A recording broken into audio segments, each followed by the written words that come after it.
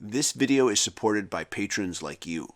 If you'd like to become a patron supporter, please go to patreon.com/TJRTheOriginal.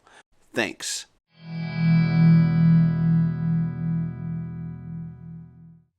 Hey everybody, this is TJR.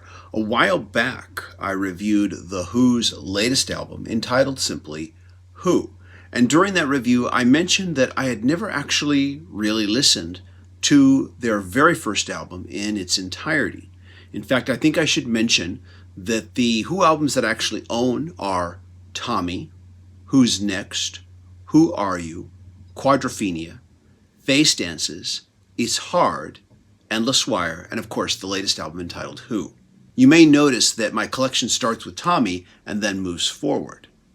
I think this is because the majority of what comes from Tommy moving onward got played on the radio a lot as I was growing up and is now played a lot on classic rock radio, which I don't listen to anymore, by the way. We need to talk about classic rock radio sometime soon. I am planning a video on that. But I digress. In that review, I said that I would think about reviewing the original album. And so this is that video. This is going to be a very immediate reaction video. I'm going to be listening to this album and just reacting to it as I listen. This is something I've never done before. Now, in all fairness, of course, I should say that there are at least 2 tracks on this album that, of course, I'm familiar with. After all, what kind of a rock and roll fan would I be if I'd never heard My Generation, one of their most iconic songs ever? And of course, there's a second song, The Kids Are All Right, which of course I've been familiar with as well. But other than that, this album is new to me. By the way, I'm going to be keeping the actual audio clips to a bare minimum in order to avoid copyright gremlins. You'll probably only hear very just brief moments before I pause to react. We're going to start with track 1, Out in the Street.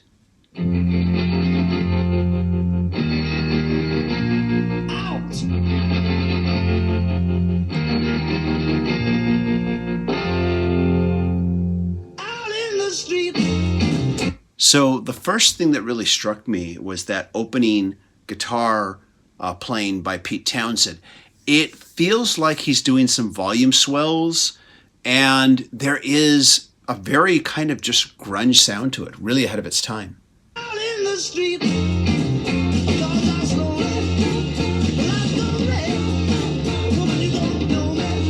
okay, so, I remember growing up and seeing t-shirts that I'd see other kids wearing that would say Who Maximum R&B. And of course, the Who I was familiar with was the later Who, once again from Tommy, Who's Next, moving forward. When I listen to this track here, I can definitely hear what they're saying with the R&B influence. In fact, this album does in fact contain covers from James Brown and Bo Diddley. Listen. This part right here, that guitar riff, very much kind of, how shall I say this, it predicts the kind of heavier guitar power chord rock that Townshend will engage in later.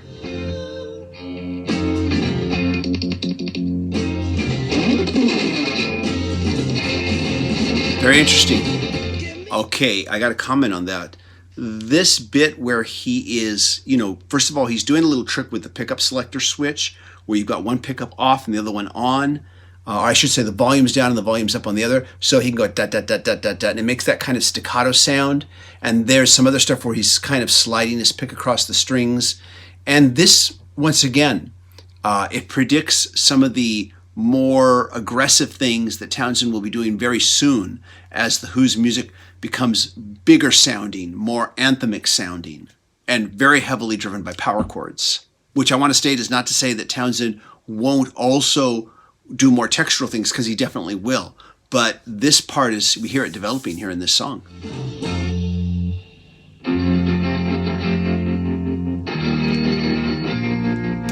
Okay, so he goes right back into the way he started with these, it's like a cross between strumming the guitar and guitar swells at the same time. I'm not sure exactly what he's doing. I really like it. And once again, this portion that he plays at the beginning and at the end, it feels very grunge sounding. If I were to have, not knowing it was made when it was made and just heard that part now, I would say that sounds very 90s grunge.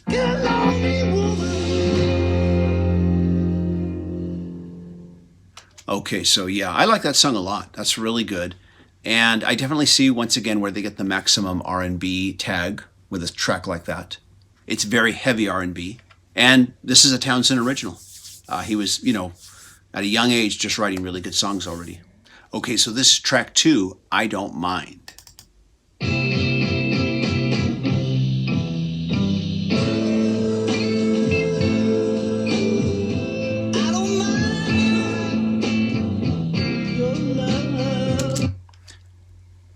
This is the James Brown track. And Roger Daltrey sings this so well here. And you can feel that hint of James Brown in his vocals, that he's listened to this record and he's channeling that. I mean, it's still Daltrey, but you can hear him channeling it. Really like this so far.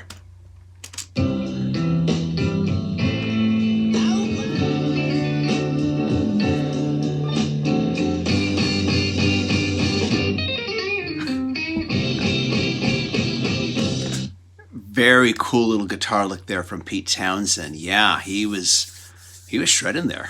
That's great.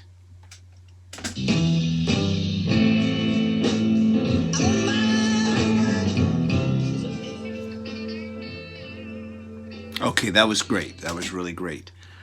James Brown, what can you say? Let's listen to the next track, which is called The Good's Gone.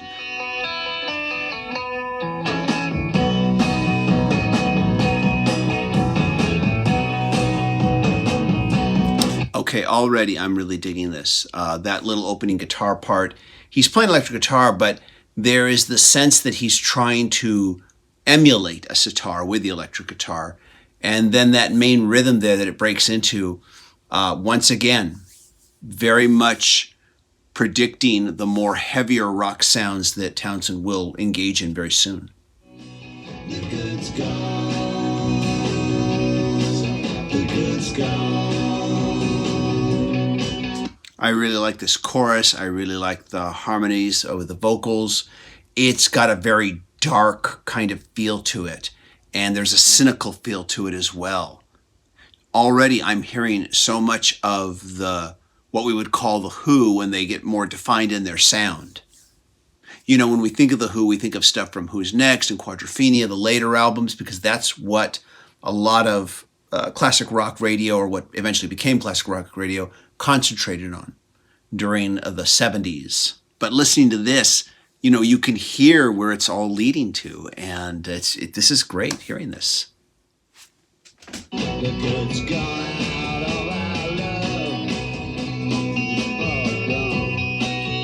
I like the guitar arpeggios he's playing at the end here during this fade out here. This is really good. This is a really, really good song. And this song feels like a lot of the independent stuff that I hear from a lot of the younger bands that I've heard who do great music, but unfortunately don't get any traction on the radio.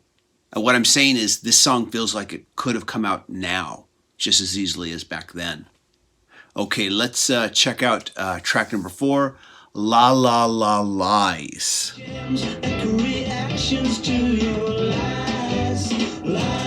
Okay, now leading into the chorus, this, once again, I can hear that R&B sound going on again, but just a little bit more pumped up maybe. Let's check out the chorus here.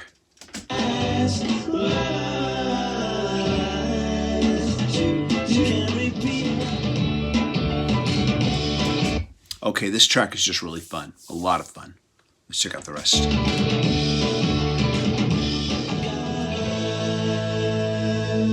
Okay, yeah, that was Nicky Hopkins on piano there, and yeah, that's just a fun track. Nothing like huge or major, but just a fun track.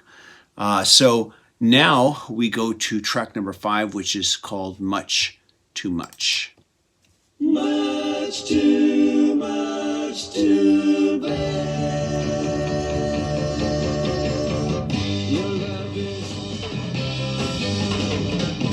Okay, I want to stop here. On this track, I'm really hearing the first signs of Keith Moon sounding like Keith Moon.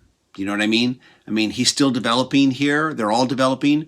But that interplay with his drums against Townsend's, slashing chords, and you probably can't see me doing my air guitar here because I've got my hands down here. But I'm hearing that on this particular track. Very early on, I'm hearing, the kind of fills and rolls that Keith Moon would be known for in later tracks. So you hear the beginnings of it right here. Your love will always last. Okay.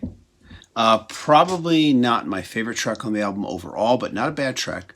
But yeah, I think the real impressive thing about hearing this now with the benefit of hindsight is hearing, like I said, that interplay that will become a strong part of the Who's sound as the years develop. Just that interplay between the guitar, bass, and drums, and the beginnings of Keith Moon sounding like Keith Moon. Okay, now comes the next two tracks, which I already know. My Generation and The Kids Are All Right. In fact, I don't even think I need to listen to them to really be able to talk about them, but I'll go ahead and play the track anyways. My generation. Wow, yeah, still great after all these years. What can I say about this song that hasn't already been said? In fact, I think if I wanted to say anything about this song, I should do a separate video about it, The one thing that I will point out is, of course, John Entwistle making his first bass solo appearance on this album and on any Who album. I can't think of too many other rock musicians prior to this where the bass was really featured as like a solo instrument. I'm sure there were non-rock recording artists that may have done it, but not within rock. If anybody else can point me to something that I should hear that proves otherwise, I'll certainly be interested in hearing that. But, this is where we hear John Entwistle start to become John Entwistle. This is where we hear his furious, lightning fast finger bass playing that would become just what he was known for. And just having these amazingly busy bass lines, walking in and out of Pete Townshend's chords. That's probably the one thing I would talk about with this song. To me, I can't imagine what it must have sounded like during the 60s to hear this and to just hear the bass just boom out like that and suddenly take the lead. Pretty amazing. And so, Kids Are All Right. I know this one. I'm going to listen to it anyways, though. I don't mind. The kids are all right. Okay, I'm going to stop here.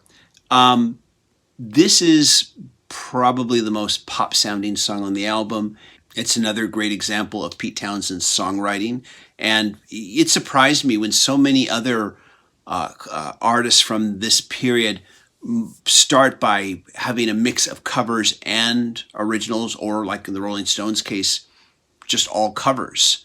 Townsend here is a songwriting machine, and he's writing just really, really strong songs. And here it's sounding very Beatlesque. You've even got the Beatles style background vocals underneath the chorus and everything. Once again, sounding very pop. And it's the type of sound that I don't think you will hear the Who engage in again. I could be wrong, of course, because like I said, pretty much my knowledge of the Who as far as listening to their albums starts with Tommy and then goes forward. So maybe they engaged in this in some of the previous albums that came after this, which I also need to hear now that I've taken this jump into the first album. But yeah, The Kids Are All Right, a great bit of Britpop. And I don't need to hear any more. So we're going to just go to the next song, which is Please, Please, Please. Oh, yeah. Okay, gonna stop. So what can I say? Another James Brown tune. Yeah. And the Who does this really well. I'm going to keep listening. I want to hear the rest.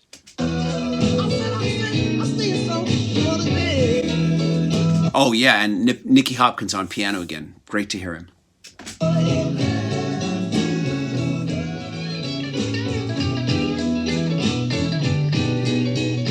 Okay, Okay, and I like the guitar solo here from Townsend. He is trying to sound more blues with this guitar solo. Very nice. Yeah, really nice. Let me pause this real quick. I think I said everything that needs to be said in the previous comments, but it's great to hear The Who covering James Brown. The albums that follow after this, which I haven't heard, I hope they'll cover some more James Brown. And just really cool to hear. Let's get to the next track here, entitled It's Not True. It's not true. I'm going to stop here. That opening, It's Not True, that little part they do a cappella. At first I thought, I may not be liking this song, but then it breaks into this cool, rock and roll rhythm. Already very cool lyrics. And yes, I know I need to hear the rest, but I'm liking this a lot. Let's hear some more. I like this breakdown here where it gets into some darker, fuzzier sounding guitars. I was not expecting the song to go here.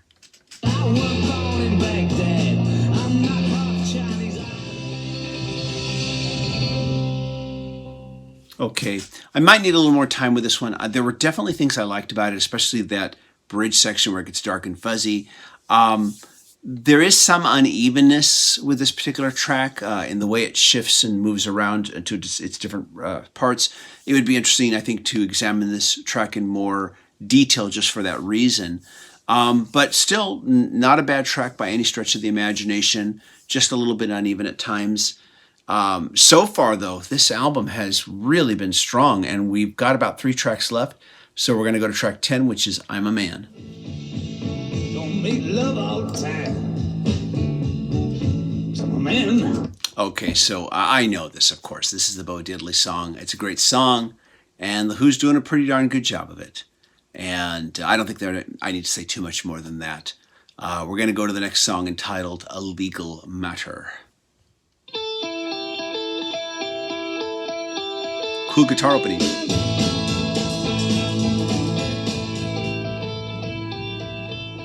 Okay, that's a pretty good track. A bit uneven in spots, but not so much like It's Not True was a lot more uneven. It kind of feels like the album maybe loses a tiny bit of steam with this song and with It's Not True, although we do have the cover of I'm a Man in between those two to kind of pick it back up again. But still, once again, it is exciting to hear just this band really playing country and R&B influenced music with just a really heavy style. And I think that even with the songs that maybe aren't quite as strong, what they may lack in being in consistency, they make up for in just overall emotion and attitude that's in the performance, and you can hear that every step of the way. And I should probably be saving these comments for the end, but I'm saying them now. We've got one more track. It's called The Ox. I know this is an instrumental, and so we're going to check it out here.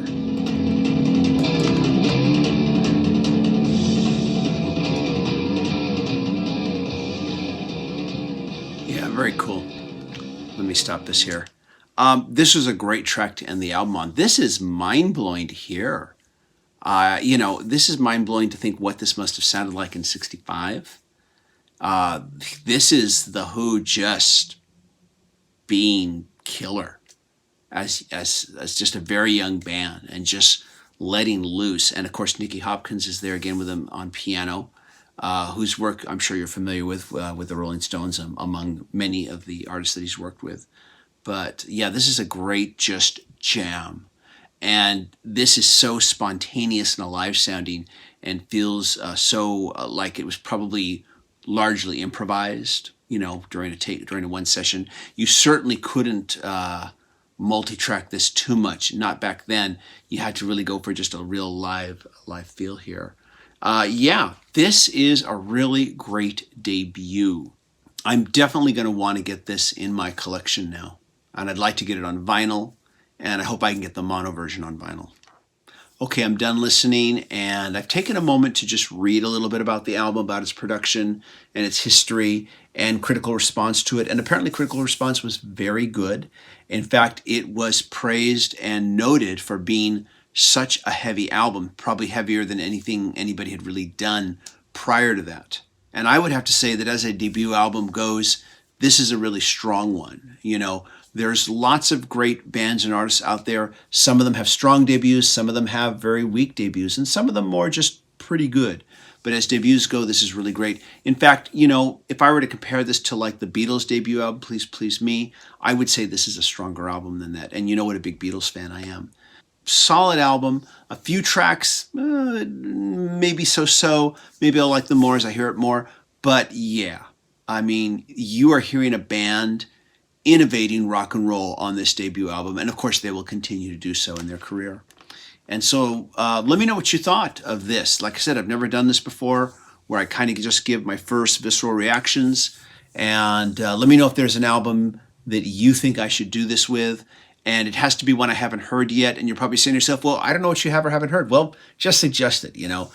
There's a good chance that I probably haven't heard it because there's no way I can hear everything. And for every album that I have heard, there's tons more that I haven't. So leave your suggestions and leave your comments. If you like what I'm doing, be sure to click like, click subscribe, smash the bell notification icon. Everybody, stay safe, stay healthy. Take care. Bye-bye.